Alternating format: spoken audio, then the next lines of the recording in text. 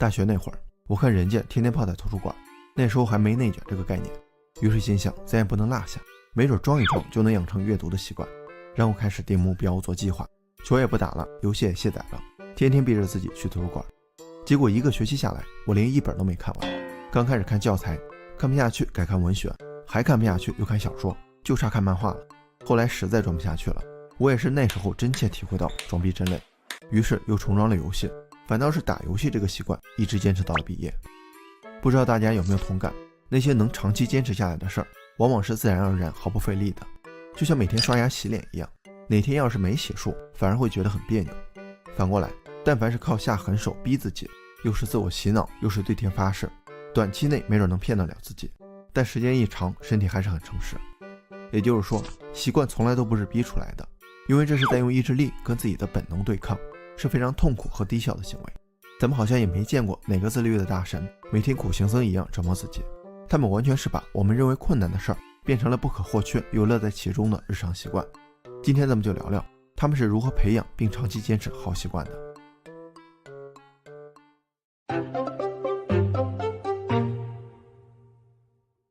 一般我们认为要养成好习惯就得对自己下狠手，逼自己放下手机卸载游戏，逼自己学习跑步，想干的不能干，不想干的必须干。事实上，如果一件事我们觉得很痛苦，就倾向于逃避，这是每个人的本能。你想啊，本来学习健身这种事就很痛苦了，你再强迫自己必须接受，那简直就是双倍的痛苦。痛苦的事情再怎么坚持都不可能形成习惯。不能说我天天挨领导骂，时间一长我就会习惯，哪天他不骂我还浑身难受，那我得多贱啊。打开心智这本书提到，大脑的底层原理是稳定和节能，它会尽可能让我们不去改变，不去干活。现在你给它加了一个苦差事，它不仅要挤出有限的资源来处理新任务，还要额外分出精力来说服自己这个事儿也许有价值。这完全跟大脑的底层原理背道而驰，时间一长内耗就产生了。另外，咱们的身体都是有很强的适应性，就拿减肥来说，很多人短时间逼自己，体重确实能减少，但时间一长很容易反弹，就是因为身体适应了这个强度之后，锻炼的时候会让实际消耗的热量下降，而且也会刺激我们吃更多食物来填补能量空缺，一来二去，之前的努力就变成了无用功。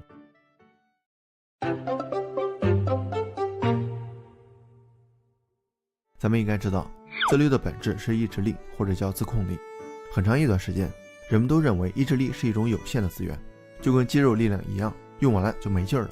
这就造成了一种误区，我会觉得我不自律是因为我意志力薄弱，相反，那些大神自律是因为他们意志力强大。既然这样，我也没办法，谁让咱心有余而意志力不足呢？于是这个借口就让我心安理得的熬夜、打游戏、刷手机，给自己贴上意志力薄弱的标签。意志力有限这个说法最早是由心理学家罗伊·鲍麦斯特提出的，他称之为自我损耗理论，就是说意志力是一种有限的心理资源，用一点少一点，当然也可以慢慢恢复。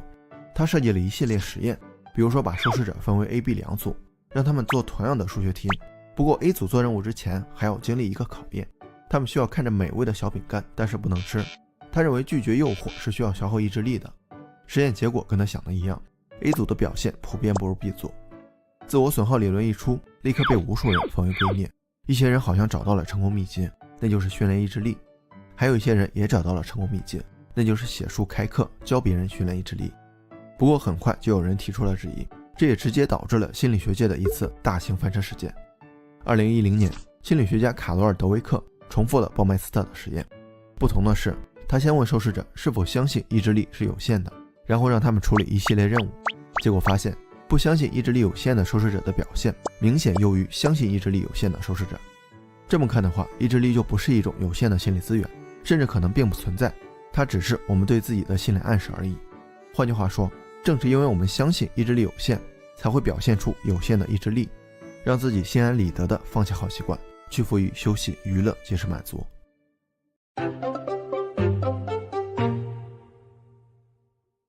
相比于意志力有限论，相信意志力无限似乎对我们更有用。还有一些研究成果甚至发现，意志力越用越多。2013年，苏黎世大学的伯内克等研究者研究发现，当一个人完成一项艰难的任务后，再去处理一个新任务，如果他相信意志力越用越多，他就会有更好的表现。这被称为反向自我损耗效应。有点像上学那会儿，一些学霸做数学题，那真的是越做越来劲，像我这种学渣只能越做越来气。我们之所以坚持不下来，除了自我损耗理论的影响，还有可能是因为大脑制造的虚假疲劳。自控力一书中提到了，当我们觉得没法坚持的时候，可能是大脑过度保护的结果。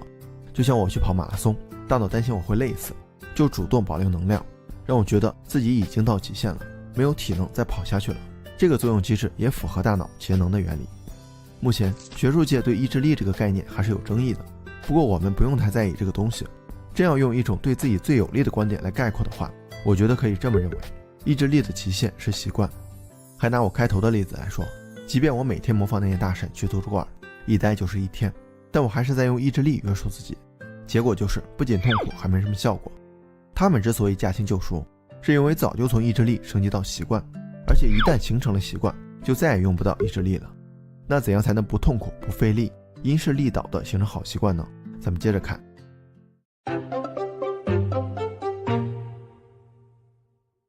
一件事我们愿不愿意做，本质上就是动力与阻力的博弈，动力大于阻力就会去做，反之就懒得做。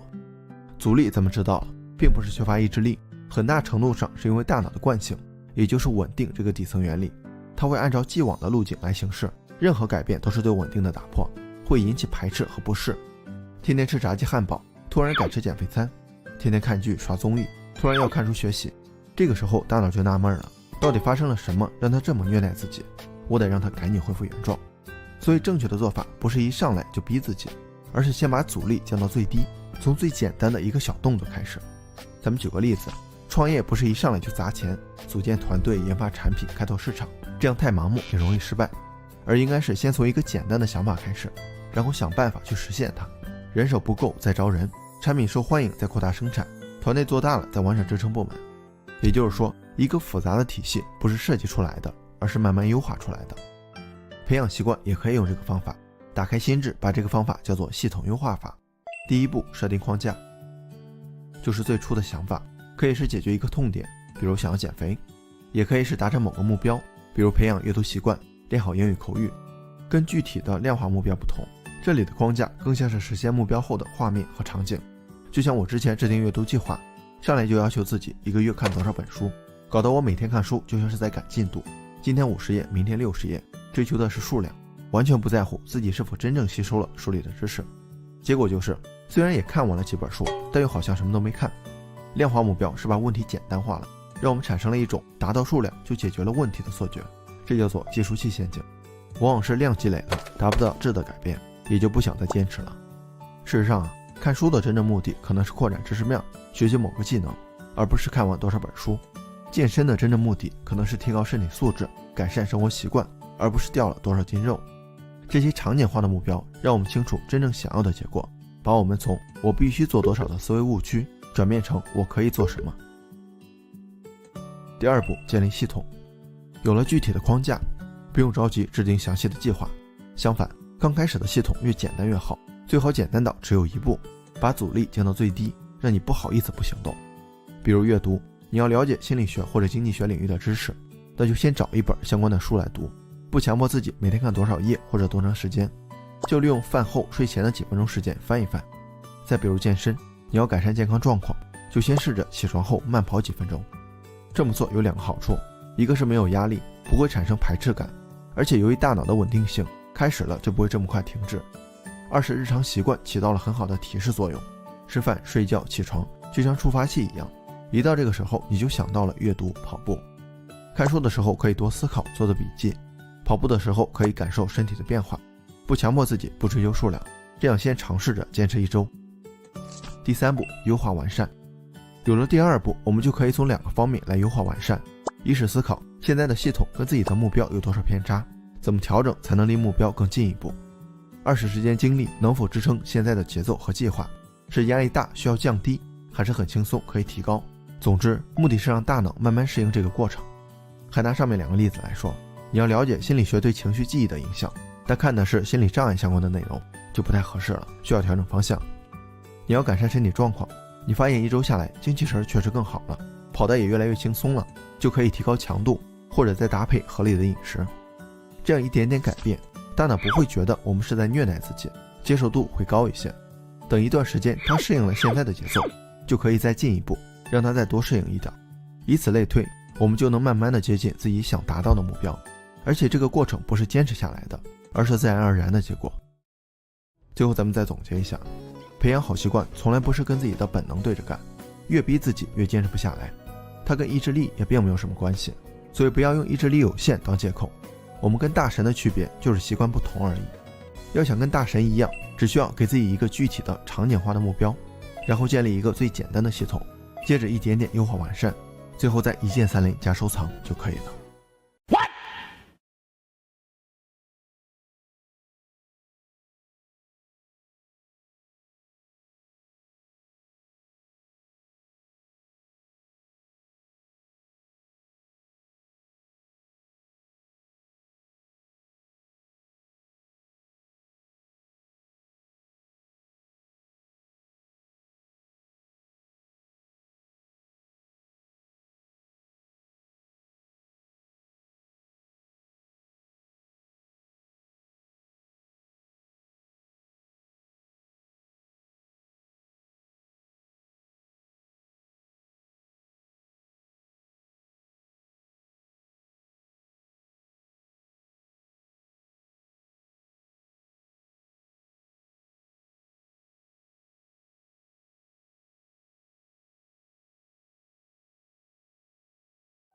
Hello， 大家好，这里是星河百度。今天咱们聊聊精神内耗这个话题，俗称想太多。高中那会儿啊，大家应该能发现，学习好的女生考试前特别容易焦虑。我同桌就是这样一个人。有次数学考试前，我还开导她，后来成绩出来，她趴在那儿情绪低落，我又好心安慰，一次考试不代表什么，错了才会有进步嘛。她坐起来，我看到她考了134分，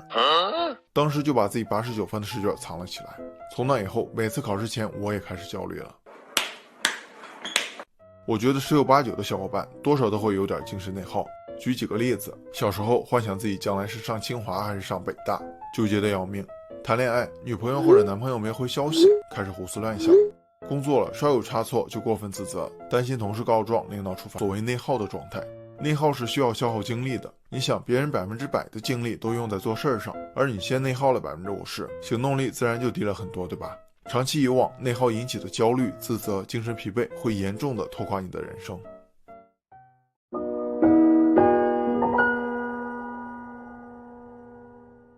精神内耗的人都会有几种表现，咱们从内外2个维度来看。在做事上，一犹豫不决，就像蒙选择题一样，选 A 还是选 B 呢？2容易被影响，比如下雨了、堵车了，都成了影响发挥的因素。当然，别人的话更容易左右你的决定。3行动力降低，内耗占用了50%的精力，行动力自然比别人差。4注意力分散，因为大脑高度紧张，想法一个接一个，就会造成注意力不集中。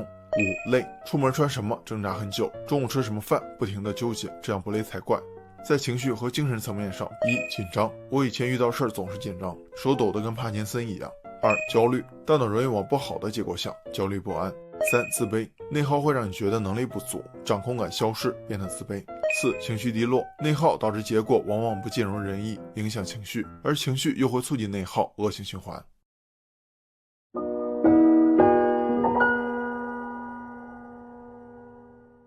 我看了很多写精神内耗的文章，在原因这块说什么的都有，比如内心敏感、不自信、要求高等等，我觉得没有深入到最底层，而底层原因可能是下面2点。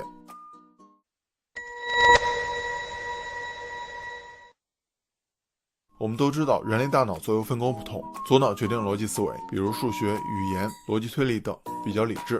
右脑倾向于艺术思维，比如绘画、音乐、情感、创造力等，较为感性。世界上大约70%的人倾向于用左脑思考，这类人的认知方式就是通过五感，注重有理有据的事实信息，也就是更关注已经发生的事儿。而剩余30%的人倾向于用右脑思考，这类人相信第六感，善于捕捉零星信息，发散思维。他们会多项思考每个事物不同的侧重点，想到更多的可能性。想得多，自然耗能多。但这类人也有很明显的特长，考虑事情比较周全，未雨绸缪，而且在艺术创作上往往更有天分。2个典型的人物，梵高、莎士比亚都是用右脑思考，所以不要过于担心内耗，没准你是下一个艺术家。当然也有一点需要注意，想得多不代表做得多，因为大脑思考时会考虑成功和失败2个结果，如果概率是一半一半，由于损失厌恶的影响，大脑更倾向于不去做，所以精神内耗的人往往会有不同程度的拖延。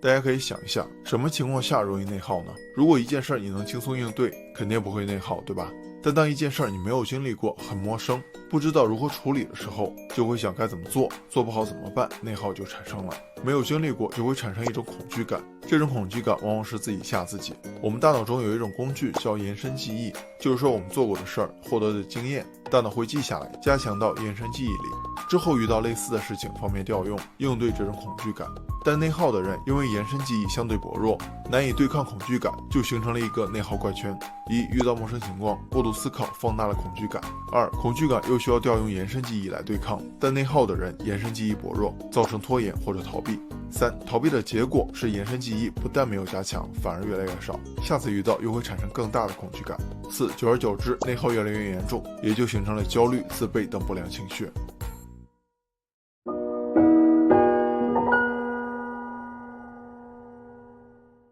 虽然精神内耗的人有一些独特的优点，但它引起的负面效应不容忽视。下面通过我整理的4个方法，给大家一些亲测有效的建议，让你尽快摆脱精神内耗。话不多说，咱们上干货。内耗的人都是发散思维，考虑问题的角度往往出其不意，关注的点也是天马行空，这就需要我们把注意力聚焦，防止思维跑偏。高效能人士的7个习惯中提到2个概念：影响圈和关注圈。关注圈是指我们日常关注的事儿，比如家庭、天气、健康、事业等；影响圈则是通过自身努力可以影响或者改变的事情，比如学习成绩、工作表现等等。这个概念的核心是提醒我们关注自身能控制的方面，不要把精力浪费在不可控的方面。比如你想升职加薪，就把注意力聚焦在影响圈，努力做业绩去影响老板。相反，如果把目光放在关注圈，抱怨老板不赏识自己，只会浪费时间精力，不断内耗。要减少内耗，我们就要把注意力聚焦在影响圈，找到核心要务，以此为中心，有条理的多项思考。可以借助思维导图，列出哪些是可以改变的，重内关注，哪些是不能改变的，不去纠结。这样影响圈就会越来越大，关注圈越来越小，内耗自然也减少了。精神内耗会消耗我们的精力，降低行动力。但是如果行动起来之后，你会发现内耗的空间会被压缩，因为精力转移到正在做的事情上，所以马上行动也是降低内耗的有效方法。提高行动力的方法咱们之前讲过很多，这里再简单给大家分享一下，可以从下面2点着手。一、启动越简单越好。上面咱们知道，内耗的人往往难以对抗恐惧感，如果一个事情越复杂越困难，恐惧感就会越强烈，自然也迈不出第一步。所以启动越简单越好，最好控制在2分钟以内。没错，就是2分钟。你想啊，2分钟能干什么？也就是看1页书，记2个单词，做5个俯卧撑，这么简单就不会有恐惧感了。而且一旦启动，你不会这么快就停止，会继续下去，超额完成。这样一来，满足感和延伸记忆都得到了加强，下一次启动会变得更容易。2、好好犒劳自己，这一点非常关键，很多事情都是因为得不到反馈而半途而废，特别是一些需要长期作战的事情，比如健身，体重秤上的数字就是不降，过不了1个星期你就坚持不下去了。再比如看书，以前打死我都不看，后来利用取别针策略，每看完1本我都奖励自己100块钱存起来，书就变香了。既然精神内耗的人习惯用右脑思考，那我们就锻炼右脑，让它变得强大。这里也有3个方法。一、脑电波放松训练。大脑会产生4类脑电波，其中阿尔法脑电波是一种放松性警觉状态，能促进灵感，加快资料收集，增强记忆，帮助我们轻松高效学习，同时也是右脑高效学习最关键的准备阶段。如何进行脑电波放松训练呢？说的这么玄乎，其实很简单，就是闭上眼睛，听轻松的音乐，然后想象宁静的场景，另外冥想、深呼吸也可以。2、思维图像训练。右脑的理解和记忆更多的是以图像的形式来进行的，思维图像训练就是发散思维，在大脑里形成2维或者3维图像的能力，比如几个不相关的词，通过想象串成一句话，形成一个故事或者图像。3、观察训练。右脑是潜意识处理信息，也就是善于捕风捉影。比如我们看一个茶杯，1分钟后闭上眼睛，在大脑里勾勒出茶杯的形象，越具体越好。或者我们在路上看快速行驶的汽车车牌号，回想具体号码，这样都可以增强右脑处理信息的能力。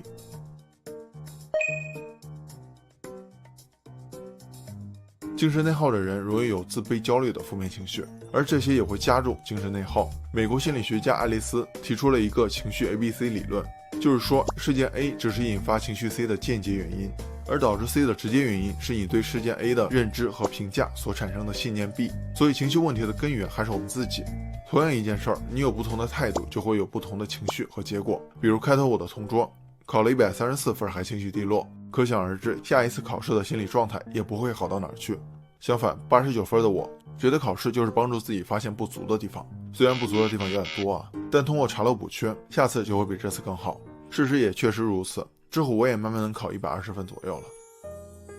所以转换一下思维，把消极负面的信念转变成积极乐观的信念，你会发现不一样的景象。好了，4个方法都分享完了，每一个都简单易行，而且亲测有效。铁子们如果觉得不错，3连就不要下次一定了，如果还不行，那我再想想办法。精神内耗并非都是缺点，所以不用担心。既然想得多，不如就用正确的方法想最重要最关键的事情。而且一旦准备改变，你就会发现恐惧其实是自己吓自己，负面情绪也完全没有必要。所以现在就提高行动力，听个安静的音乐训练右脑吧。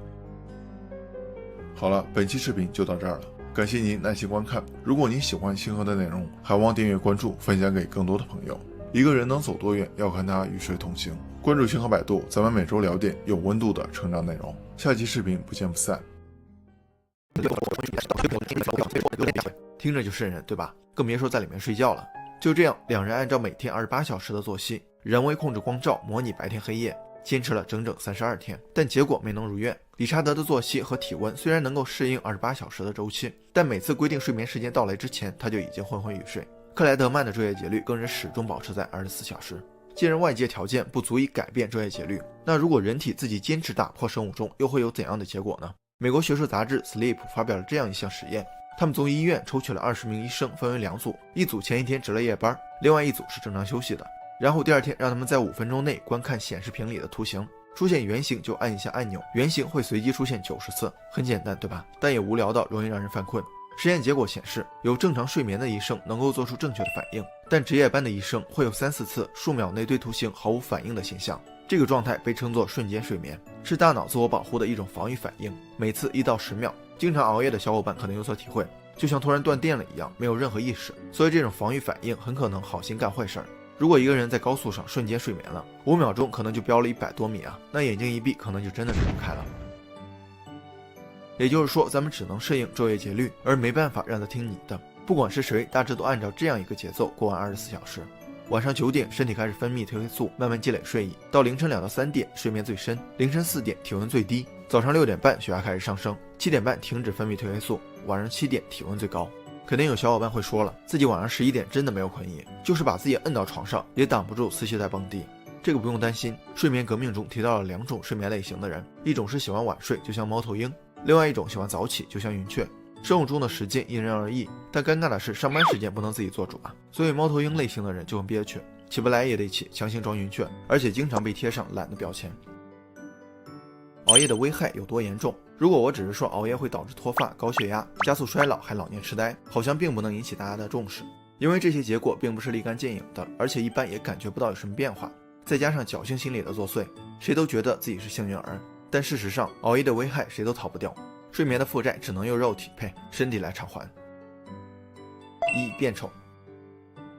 小伙伴们可不要看到自己帅气或者漂亮的脸庞就觉得自己熬夜不是问题，相信我，你们完全可以比现在更英俊潇洒。皮肤细胞的生命周期大约是28天，也就是每28天就换了一套皮肤。但是对于熬夜的人来说，皮肤的新陈代谢会变慢，导致皮肤营养供给不足。这个营养就是胶原蛋白。皮肤细胞产生的3型胶原蛋白出生即巅峰，随着年龄增长不可逆的下降，原本圆润饱满的脸会逐渐干瘪，出现皱纹。问题就在于熬夜会导致3型胶原蛋白加速流失。英国伦敦一所睡眠学校做了个实验，一位志愿者连续每天睡8个小时，他的脸是这样的，然后他连续5天每天只睡6个小时，他的脸就变成了这样。这只是连续5天的结果，如果长期如此呢？我看了看自己的脸，至少是连续2月的结果。2. 变傻。波士顿大学的科学家在2019年拍下了人类睡眠时大脑清洗的过程，红色是血液，蓝色是脑脊液，血液周期性的大量流出大脑，脑脊液趁机涌入，消除毒素。消除的毒素包括导致阿尔兹海默病的贝塔淀粉样蛋白。阿尔兹海默病就是咱们常说的老年痴呆，你可不要觉得老年痴呆只有老人才会得，如果在65岁之前发病，就是早老性痴呆。科学家让13个人戴上脑电帽，在核磁共振机器里睡觉，然后检测睡眠状态和血氧水平。结果显示，睡着的时候，大脑里的血氧浓度出现了明显的周期性变化，血液和脑脊液交替性流进流出大脑。醒来的时候，血液和脑脊液的振幅都比较小，脑脊液没办法进入大脑。如果你感觉记性不好了，表达能力变差了，注意力分散了，就得注意了，这些都是老年痴呆的前兆。3. 记忆力变差。说睡眠对记忆力的影响，我们得先了解睡眠周期。其实我们的睡眠并不是一觉到天亮，而是按照非快速眼动睡眠到快速眼动睡眠这一过程周期性进行的，每个周期90分钟左右，简称 R90。一个完整的睡眠大约需要4到5个 R90 周期。而在这些睡眠周期中，你的大脑要处理3项关于记忆的事物：一，在快速眼动睡眠中，大脑把发生的事情、学到的知识扎根到脑海里；二，在第一个 R90 的非快速眼动睡眠中，大脑会把无关紧要的记忆从大脑中剔除掉；三，在入睡和黎明前的浅度非快速眼动睡眠中，大脑整理记忆并且固化。你可以把这个过程想象成插花，插着花枝修剪枝叶，然后设计成不同结构的形象。四，免疫力降低。大脑控制着体内激素的平衡状态，比如与睡眠紧密相关的生长激素、性激素。我说到这儿，大家可能已经悟出了什么东西，睡眠不足真的影响正常生活。另外，咱们都知道免疫力跟激素的分泌有关，睡不好，免疫力会以可见的速度下降，而与免疫力相关的疾病的发病率就会提高，比如感冒甚至癌症。有研究报告显示，即便打了流感疫苗，如果睡眠紊乱，疫苗就会失效，打了也白打。所以睡眠就像保养车一样，长时间不保养，再加上可劲造，没准会3天一小修，5天一大修。5. 心理健康。熬夜不仅伤身还伤心，还是美国 Sleep 杂志在2019年做了一项实验，找来一群习惯晚睡的夜猫子志愿者，让他们在接下来的3周内睡眠时长不变，只是把睡觉和起床时间提前2到3小时。3周之后，这些人的抑郁和压力指标明显降低了。这是因为睡眠不足对身体来说是一种应激刺激，会诱发皮质醇等应激相关激素的释放。这些应激激素会通过体液循环回到大脑的情绪相关区域，比如杏仁核、海马体和下丘脑，与相应的受体结合，从而增加我们的焦虑和压力水平，让我们更容易受到不良情绪的影响。怎样才能睡个好觉？并不是睡得多睡眠就好，很多小伙伴虽然一觉睡到中午，但还是昏昏沉沉，这是因为决定睡眠质量最关键的是刚开始的90分钟。斯坦福高效睡眠法这本书提到，你刚入睡几分钟后会进入最长的非快速眼动睡眠阶段，这个时间会持续90分钟左右，是释放压力排出废物的关键时期。然后是几分钟的快速眼动睡眠阶段，这就是第一个睡眠周期。后面的睡眠周期中，非快速眼动睡眠的深度会逐渐变浅，只要第一个睡眠周期能安然入睡，没人打扰，即便睡的时间短，效果也还是能得到最大保证。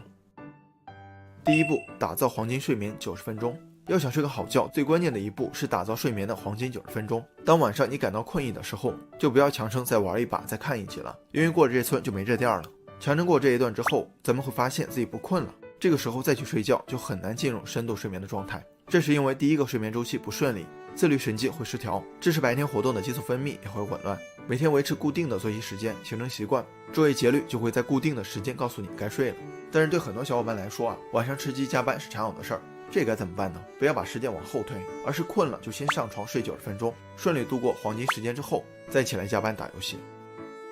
第二步，提高黄金睡眠质量。正常人躺床上一般8分钟左右就睡着了，如果你必须靠数羊才能入睡，睡眠质量一定大打折扣。如何提高黄金睡眠的质量？这里有2个关键词：体温和大脑。我们都知道，睡着的时候体温比醒着低，而体温包括体表温度和体内温度。当体表温度与体内温度的温差小的时候，有利于热量从毛细血管密布的手和脚释放出来。所以调节体温的关键在于缩小体表与体内的温度差。这里有2个方法：一、睡前90分钟洗个热水澡或者泡脚；二、调节室温在20到25度之间。其次是大脑。其实如果你睡前刚游戏下线，恐怖片刚看完，也不能很快入睡，因为大脑还处于活跃状态。所以我们得设置开关，让大脑提前待机。也有3个方法：一、单调开关，就是看你觉得无聊的内容，比如不喜欢英语就去看英语书。二、熟悉开关，大脑对熟悉的环境有安全感，所以同样的时间、同样的房间、同样的睡衣、同样的室温和照明都很重要。三、放空开关，如果白天的琐事影响大脑，不要强迫忘记，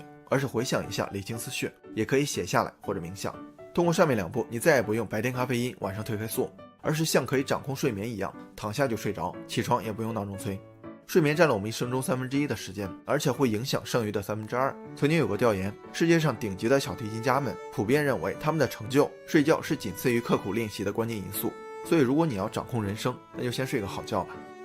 好了，本期视频就到这儿了，感谢您耐心观看。如果您喜欢星河的内容，还望订阅关注，分享给更多的朋友。一个人能走多远，要看他与谁同行。关注星河百度，咱们每周聊点有温度的成长内容。下期视频不见不散。你是不是跟我一样，总是感觉累，而且不知道为什么累？每天下班都疲惫不堪，只想瘫在沙发上刷手机。但仔细想想，上班也没干什么事儿，容易犯困，总想睡觉，对任何事儿都提不起精神。可问题是，睡完觉起来还是没精神，健忘、迟钝、注意力涣散，大脑无法深度处理问题，就像是锈掉的齿轮，根本转不动。为什么会这样呢？其实我们总觉得休息就是让身体歇一歇，但事实上大脑才是耗能黑洞，而我们却很少让它真正休息过。Hello， 大家好，欢迎回到星河百度。今天咱们聊聊为什么我们总是感觉累，以及如何让大脑高效休息，保持最佳状态。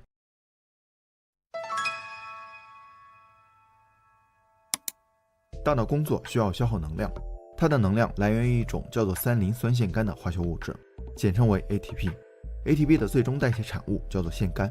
在我们醒着的每1分钟，大脑都会产生腺苷。从早上起床开始，它的浓度就不断上升，给我们施加睡眠压力。到了晚上，腺苷的浓度最高，我们的睡意也最强烈。当我们睡着了，这些腺苷又会结合成 ATP， 储存能量以供大脑使用。所以大脑的工作和休息就是靠 ATP 和腺苷的相互转化实现的。正常情况下，二者转化周期进行，让人们日出而作，日落而息。不过当我们工作比较忙，学习任务比较重的时候，大脑长时间超负荷运转，生成腺苷的速度和数量会大幅提升，我们也就出现了还没到晚上就开始犯困的现象。而且大脑中腺苷的浓度升高后，多巴胺和血清素的分泌都会减少，这两个咱们应该比较熟悉，负责控制运动、调节情绪、提高精力等等。现在它们被腺苷移植了，我们就会觉得情绪低落、注意力涣散、行动力匮乏。现代社会的压力这么大，工作学习很容易出现超负荷的情况，大脑几乎每天都是透支的状态，我们也就经常一副电量不足、身体被掏空的样子。对于一些小伙伴来说，工作不忙，学习不重，白天也没干什么事儿，可还是会感觉累，这是为什么呢？咱们之前聊睡眠的时候提到过睡眠周期，就是说夜里睡着时，大脑活动会随着睡眠深度的不同呈周期性变化，一个周期大概90分钟。在70年代，科学家们发现人在醒着的时候也存在90到120分钟的周期性变化，这被称为次昼夜节律。次昼夜节律控制着白天精力的涨退，脑波活动、激素水平、肌肉张力在周期的前半段会有所升高，1个小时后这些生理数值普遍下降。到了90分钟，身体开始给你发出一些信号，比如打哈欠、伸懒腰、走神或者产生饥饿感。这个时候我们就应该停下手头的事儿，让自己休息一下。不过通常情况我们都忽略了这些信号，还有些小伙伴虽然注意到了，但他们选择了一些错误的休息方式，比如刷会儿手机、冲杯咖啡，结果带来了更多的疲惫感。很多人可能会纳闷，刷手机为什么不是休息呢？咱们可以想一下刷手机时的状态，看看新闻，翻翻短视频，逛逛购物软件，总之是漫无目的的瞎看。而这个时候大脑会进入预设模式网络，这是由前额叶皮质、后扣带皮层、楔前叶等结构构成的大脑网络。当我们专注做事的时候，预设模式网络处于抑制状态，但当我们无聊了、发呆了、走神了、没事干也不知道干什么的时候，它反而开始活跃起来。可不要小看无所事事的预设模式网络，它的耗能占大脑总耗能的60%到80%，甚至比专注的时候耗能都高。所以在我们刷手机的时候，大脑依然在高速空转。另外，刷手机我们会不停地接收新信息，每接收一次信息，大脑都会执行3个任务，先是激活警觉网络，给新信息打开通道，然后启动定向网络，触达不同部位的神经元，最后是执行网络，与大脑中原有的记忆和信息联系在一起。这个过程需要不停地切换任务，也就不停地消耗我们的认知资源，所以大脑根本得不到休息。有时候咱们刷了一上午手机，反而更没精神，更不想动，就是这个原因。再来看看喝咖啡为什么也会让你更累。上面提到感觉疲劳是因为腺苷，咖啡因的作用是抢夺大脑中腺苷受体的位置，咖啡因占据了受体，我们确实感觉不到困意了，但问题是腺苷还在不断的生成和堆积，等到咖啡因的效用衰退之后，大量的腺苷作用在受体上，让我们产生更强烈的疲惫感。另外，咖啡还会导致睡眠质量变差，这也间接影响第二天的状态。咖啡因的半衰期大约是5到7个小时，如果你晚上加班喝了一杯咖啡，假设是晚上10点，到第二天早上5点，大脑还残留着一半的咖啡因。可不要小看这一半的剂量，它会让你整夜辗转难眠，或者不停地醒过来，因为你的大脑在本该休息的时候，却在跟咖啡因激烈斗争。睡不好，白天就没有精神，出于习惯，你可能会继续喝咖啡，久而久之，白天靠咖啡续命，夜里受咖啡困扰，不仅造成习惯性疲惫，还会引起更严重的健康问题。接下来咱们聊聊怎样才能给大脑来一次深度 SPA， 有效且高效的恢复状态。在查阅了一些资料后，我给大家总结了4个超好用的方法。1. 心流活动。心流是心理学家米哈里·契克森米哈赖提出的一个概念，意思是一个人专注于某件事时的心理状态。就好比你打游戏太投入了，忽略了一切干扰，你以为只过了几分钟，其实不知不觉已经过了好几个小时。它的神奇之处在于能够让我们以最高的能量和主动性来处理困难的任务，同时带来的幸福感极高，而对精力的消耗极低。心理学家通过扫描大脑发现，心流状态下前额叶皮质的大部分活动会停止，只保留一小部分专注当下，所以耗能很低。另外，在心流过程中，大脑会分泌多巴胺、内啡肽、去甲肾上腺素等激素，提升你的状态和幸福感。生活中哪些事儿容易带来心流体验呢？常见的有这3类： 1. 竞技类，比如下棋、打游戏或者一些体育运动； 2. 创造类，比如作曲、绘画、舞蹈、写作； 3. 眩晕类，比如游乐场里的一些刺激项目，过山车、大摆锤之类的。你可以选择适合自己的方法，为了更容易进入心流状态，这些方法要符合几个原则： 1. 一定是自己感兴趣的； 2. 开始前先清除一些干扰，比如手机铃声； 3. 稍微有些挑战，但又不至于太难； 4. 不要太耗费体力，不然大脑恢复了，身体又累了。2. 高效补觉。晚上没睡好，白天的状态也是肉眼可见的差，这种情况最好不要硬撑，而应该在合适的时间点补个时间合适的觉。《睡眠革命》这本书里提到，26分钟的日间小睡能让飞行员的表现提升 34%， 灵敏度提高 54%， 所以日间小睡能够很好的起到恢复大脑精力的作用。在每天下午的1到3点之间，人的睡眠需求和睡眠冲动会有个小高峰，这是个绝佳的睡眠修复期。在这期间进行30分钟的小憩，不仅可以弥补前一天晚上的睡眠缺失，也可以为当天晚上的睡眠做个前置的补偿。30分钟对一些小伙伴来说可能有点短，因为还不够一个睡眠周期，被闹钟叫醒吧又可能会没有精神。这里可以摄入咖啡因含量低于300毫克的咖啡，因为咖啡因起作用的时间是20分钟，这样刚好可以在你醒来的时候消除睡眠惰性。同时由于距离晚上睡觉的时间比较长，所以对睡眠的影响也比较小。如果你白天没有午休的习惯，或者说一旦午休了晚上会睡不好，这可能是因为白天休息时腺苷合成了 ATP， 到了晚上睡眠压力不足，也就容易睡得晚或者睡不好。这种情况就不要白天补觉了，真是困得不行，尽可能把补觉时间提前到距离晚上睡觉时间8个小时以上。下面2个方法适用于白天比较忙，没有时间进入心流和补觉的小伙伴，就是利用次昼夜节律，让大脑在每90分钟的短暂疲劳期适当的小憩。你可以注意一下感觉疲劳的时间点，然后定一个计划表，每90分钟让自己休息10到20分钟。这期间不要再工作学习，也不要让大脑进入预设模式网络。然后开始下面2个方法。3. 正念呼吸。正念呼吸可以很好的让你专注当下，开启大脑的低耗能模式，而且还能帮你减轻压力，提高专注力和记忆力。有些小伙伴可能会觉得困难，其实记住一句话就可以了：放松的坐着，把注意力集中在平稳的呼吸上。如果总是走神，就以呼吸为锚点，在心里默念呼吸的次数，把思绪拉回来。每次5到10分钟就可以了。刚开始可能会坐不住，没关系，多试几次你就习惯了。不过要注意，最好每天能在同一时间、同一地点进行，这样大脑适应得更快。4. 有氧运动。负责逻辑思考和运动的脑区是不一样的。这条虽然看上去不像是休息，但有氧运动的目的是让负责思考的脑区得到短暂的缓冲，就人们常说的换换脑子。毕竟一般情况下，大家的工作和学习都是坐着的脑力活动。一项研究发现，久坐2个小时，流向大脑的血液明显减少，血液中还有维持大脑运转的氧气和营养。也就是说，久坐会让大脑变得迟钝。好在起身活动8分钟就能加速血液流动。如果加上适当的有氧运动，比如散步、慢跑、瑜伽、骑自行车，还能提高多巴胺和内啡肽的释放，让我们产生愉悦感。适当的有氧就可以了，你可不要加练再来一轮无氧运动，因为无氧运动产生的肌酸会消耗能量，反而让我们更累。通过上面这些方法坚持一段时间，我们就能找回大脑的最佳状态。不过还有一点需要我们注意，不要总是在感觉到疲惫之后才去休息，因为这个时候大脑已经处于透支状态，休息也就相当于是在偿还精力债务。而最好的休息应该是在日常的工作、学习、生活中注意大脑的劳逸结合，通过主动休息来提高大脑的精力储蓄，这样才能让大脑始终保持最佳状态，应对更多挑战。好了，今天的视频就到这儿了，感谢小伙伴们坚持看到这里，希望大家能点点3连。如果这些对你依然没有帮助，记得给我留言，我再想想办法。